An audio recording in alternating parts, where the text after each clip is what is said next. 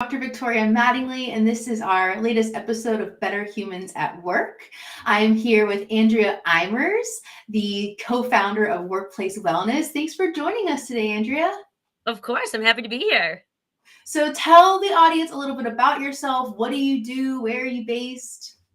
Yeah, so we're based in Michigan, although our company can be pretty much nationwide.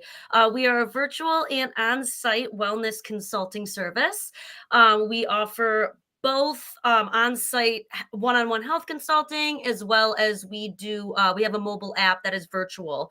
So essentially, what we're trying to do is create a holistic wellness program that is employee driven to allow everyone to be included in this, whether it's from the app or on site, and just provide, like I said, holistic, physical, nutritional, mindful, and social wellness to employees. So while we do try and provide ROIs for our employers, we really want to focus on the employee aspect of it and making it a happier, healthier culture overall.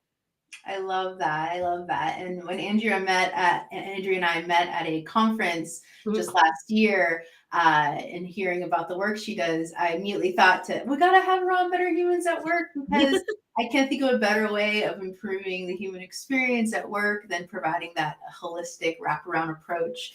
And something you said really resonates with me about how even though you want to provide ROI to the Mhm. employer, really focusing on the employee. And whenever I talk about industrial organizational psychology, I always Mhm. talk about, we learn a lot of the same things you would learn in the business school, but instead of the outcome being higher profits, the outcome is, just happier, better, more productive, more motivated employees. And so Yep. I know you've had an interesting journey with organizational psychology, and Yep. can you tell us a little bit about like your experience and interest in that field and how it's led you to where you are today? Yeah, absolutely. I actually was in IO psychology and was wanting to get that degree. I had actually started my college experience at DePaul University in Chicago and was fully integrated into their IO psychology program and was even doing studies with a professor there. That being said, which actually leads to why this business was started, I had a tragic passing in my family actually due to mindfulness. She had chosen to take her own life. And when that had happened, it was my mom's best friend, my aunt. And so what I had decided to do was transfer back to Michigan, where I'm originally from, to help my mom start her new business as well finish my degree at Michigan.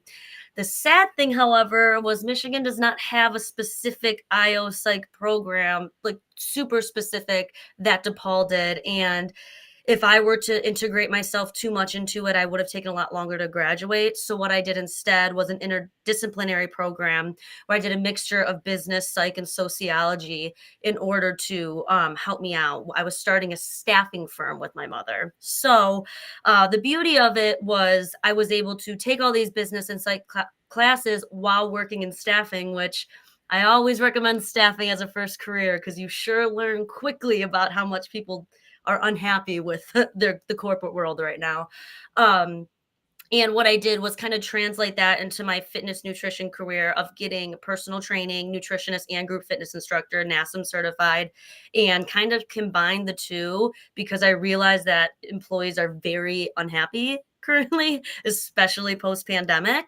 And I believe that employee engagement is directly correlated with wellness and how well we are individually and how well we are socially with other employees. So my passion is IO Psych, but because of family reasons, I had to give up that concentration. But I'm trying to get back into it as much as I can. I mean, but you are living and breathing it with going Yep. from staffing to now wellness, and I Yep. feel like you're definitely living the life of an Iowa psychologist. And we get so hung up on, degrees, or I have Yes. students reach out a lot, ask, should I get my master's or PhD? And I always say, Mhm. what do you want to do in the end? And what skills do you need to Yep. be able to do what you want to do? And so it sounds like, forging your own path. You definitely, I say you are an IO psychologist. If I I appreciate it. I manifested it. How about? So something you said earlier, I'd love for you to dig more into about Mhm. how, the key driver of engagement, in your opinion, is wellness. What do you Yep. mean by that? And, why should employers care about that? Yeah, absolutely. No, it's just from a lot of the research that I've done, and what we have actually rolled out this year is what we're calling the Future Disengagement Index Assessment. And what we did is we found 5 different scientific predictors that have been proven to help with employee engagement. And what we're doing is offering it to clients to kind of measure how engaged or how disengaged their employees are. So those 5 predictors that we give are sleep quality, conflict management, the amount of movement you have within a day, your weekly nutrient intake, and the last one, sleep quality. They're all related to wellness in a sense. Because and self-care. Self-care, how Mhm. you prioritize your self-care. So those 5 predictors, with different answers, of course, is our way of kind of saying, hey, let's say a company is they don't move much. They're all sedentary, right? Well, I don't know about you, but most people get happier and healthier when they're up and moving. And if you're an accountant or if you're someone who's sedentary all day, you're not going to get that movement in order to take that mental break or get you excited. So what we're trying to do is say mindful, social, nutritional, and social self care and wellness is going to potentially be what makes you a more engaged or not engaged employee. But we're trying to bring in those benchmarks and scientific predictors that actually kind of get into the head of the business owner, executive manager to understand what's really going on.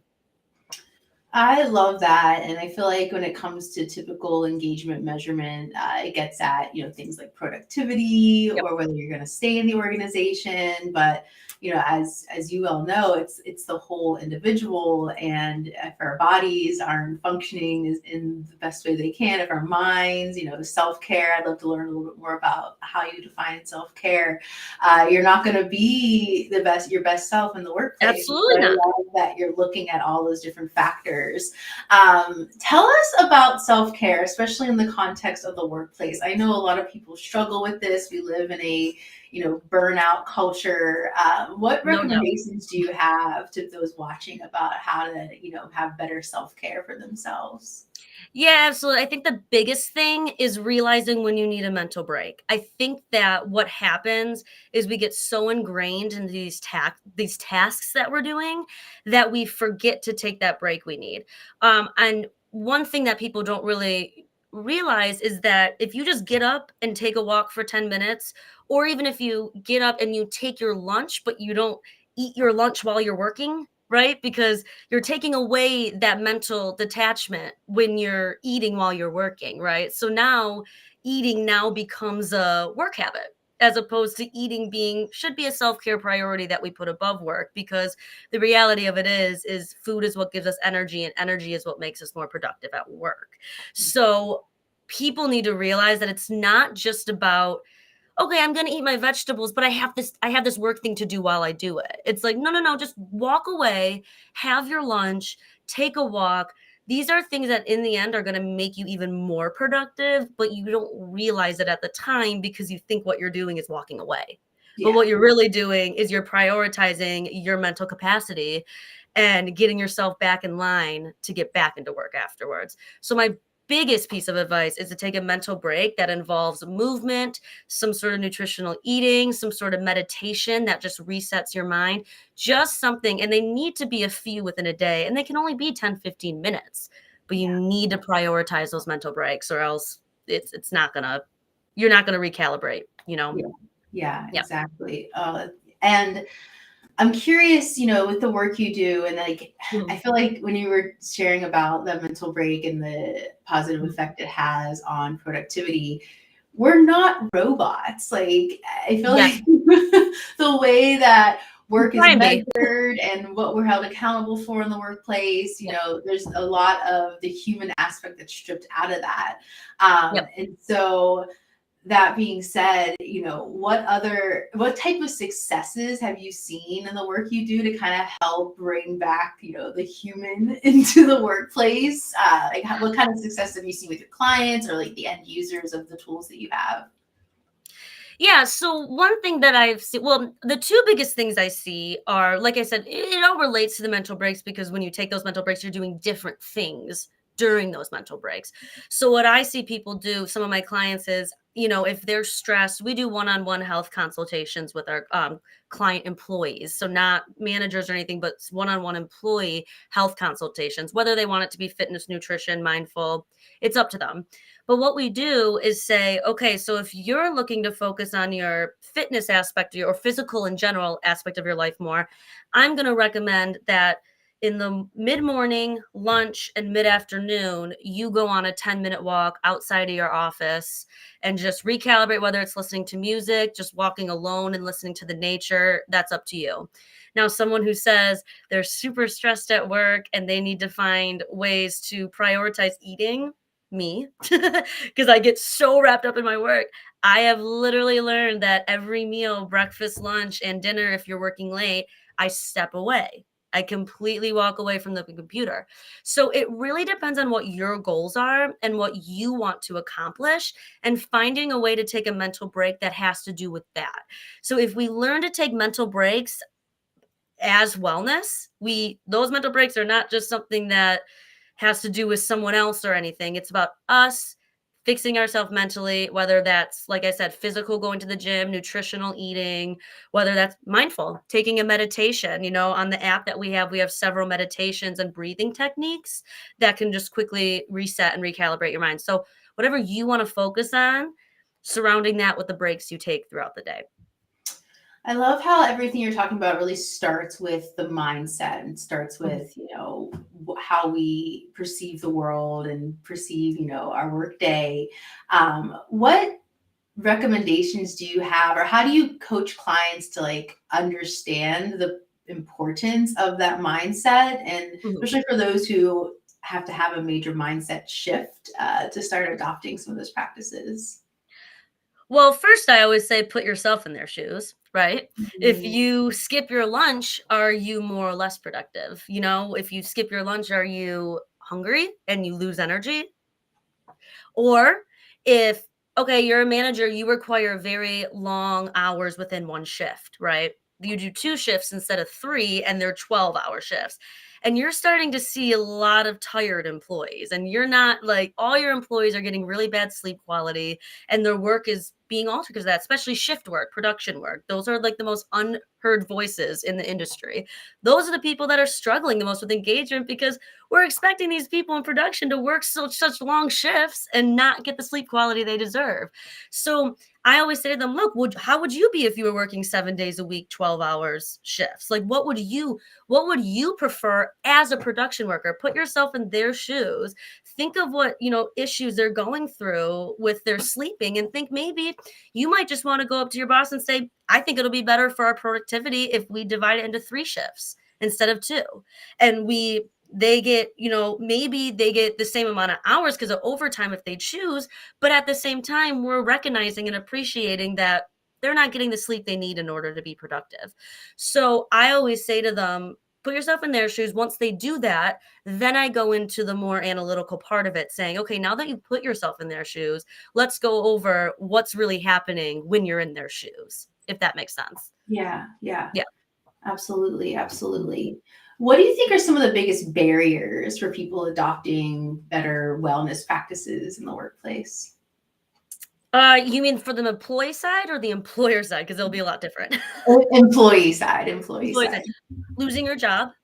Mm, People afraid to lose their job because they're not working the amount of hours that they are asked to, or they're not completing what they need to complete right on time. So instead, they're working all the time to fix it. When really, if you just, went up to your leader and said, look, I understand that I'm a little late with this, but I need to take a mental break and I promise I'll come back and be even better. So for me, what employees need to start doing in a very gentle way is just setting some boundaries. yeah, Go up to your manager and just say, look, I want to be the most engaged, productive employee for you. Let's start there.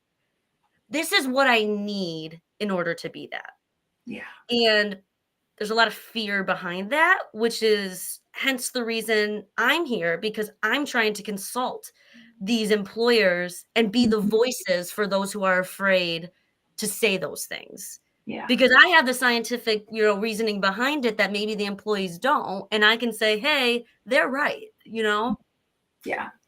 And something that's really parallel to the work that we do at Mattingly, Mm, and we always say when it comes to diversity, equity, inclusion, mm, it has to start at the top, even though when the rubber hits the road, it's those everyday interactions with employees and yep, debiasing people's behaviors. But people aren't going to invest in that behavior change and invest in that work if their employers aren't the ones that are, pushing it down from the top and making exactly. it culture change, whether it's DEI or whether it's wellness, it's all culture change. Yeah, So you've already shared some really great pointers for those watching out there. You mentioned taking mental breaks. You talked a little bit about mm. boundaries. What would you say are the most important things that those watching can do and implement into their daily work life to foster more wellness for themselves? Yeah, I would say the one thing I do is I write out the breaks I'm going to take and what I'm going to do during those breaks. Mhm. So if it might seem a little repetitive, but if I'm someone who is on a fitness journey, then my breaks are going to more be around that. Whereas I'm someone who's on you might even be someone. Here's another key of wellness we haven't even talked about. You might even be someone who is really wanting to be a little more social. They're pushing themselves to get out of this, isolated place they were at with COVID, and they're trying to be more social. I mean, there's so many different mental breaks we could take. So, okay, you want to be more social, go on a 10-minute walk with one of your coworkers and have a conversation about whatever, but it can't be work related because then you're once again not detaching from work and recalibrating. So I think the biggest piece of advice I can get is whatever mental breaks you take, it should be nothing to do with work. Really be okay with integrating, not finding that balance, but integrating your life into work to where you do set those boundaries, to where you do understand that it's okay if I walk away for 15 minutes. My boss isn't going to go crazy if I needed that for myself, especially if you give good work afterwards, right? So that's really the biggest thing for me is learning to set those boundaries and take those mental breaks when you need. I love that. Andrea, we are already out of time. I could Well, talk so about fast. workplace wellness all day. What is the best way for people to get in touch with you if they want to learn more about what you do and bringing more wellness into their workplace? Yeah, absolutely. We are workplacewellnessus.com. We also have a link tree that I can go ahead and comment with as well, where you can book an appointment. We do initial consultations with business owners and or HR executives, as well as once we start integrating our program with your company, your employees can also book one-on-one consultations through there as well. So I will make sure to put that link tree link there. So if anyone wants to book an appointment, we can consult with you and find ways to engage your employees more through wellness. Wonderful. Well, thank you so much for joining us today. I love the work that you do. Thank And you. thanks for helping us all be better humans at work. Oh, absolutely happy to be here. We'll come back